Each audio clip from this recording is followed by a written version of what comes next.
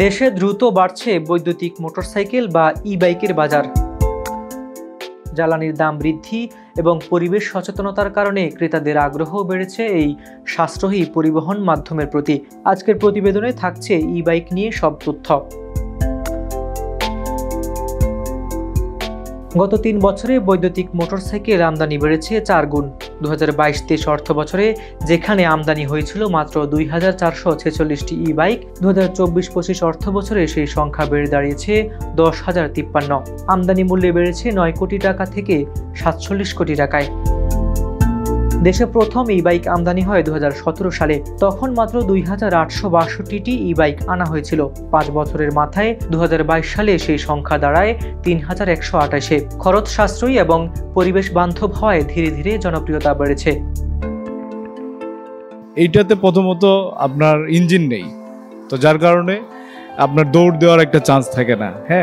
তো সেই ক্ষেত্রে কি হয়, আপনার স্কুটিটার মাইলেজও 30-35 থাকে, যেটা কিনা সহজেই পরিচালনা করা যায়। ই-বাইক কেনার মূল সুবিধা হলো খরচ সাশ্রয়। প্রতি কিলোমিটারে খরচ মাত্র 10 থেকে 30 পয়সা, যেখানে তেল চালিত মোটরসাইকেলে খরচ 2 থেকে 3 টাকা। মাসে 70 থেকে 80% খরচ সাশ্রয় সম্ভব।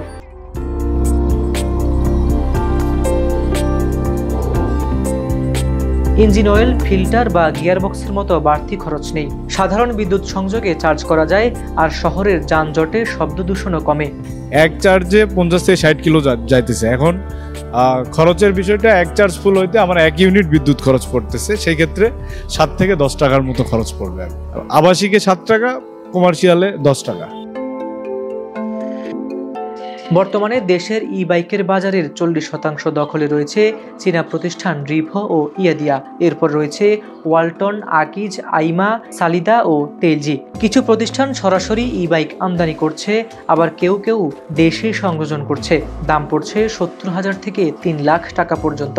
ইঞ্জিন না থাকার কারণে মেয়ে ও বয়স্করাও সহজেই চালাতে পারেন। শুধু বৃদ্ধকে কেন্দ্র করে নয়, আমরা এই একটা গাড়ি বৃদ্ধরা, ওই যারা প্রতিবন্ধী বা ফিজিক্যাল ডিসেবল এবং যারা মহিলা, যারা কিনা বাচ্চা আনা নেওয়ার ক্ষেত্রে কাজ করে, ছোট বাচ্চা আনা নেওয়ার ক্ষেত্রে স্কুলে, তাদের জন্যকে কেন্দ্র করে আমরা বন্ধু মডেলটা আমরা লঞ্চ করেছি আর কি।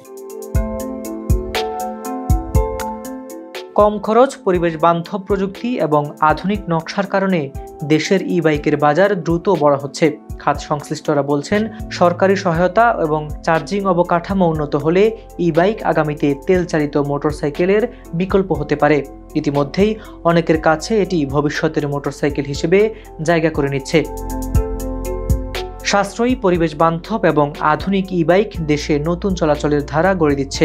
দাম, খরচ সাশ্রয় এবং সুবিধাজনক ব্যবহার একে দ্রুত জনপ্রিয় করে তুলছে।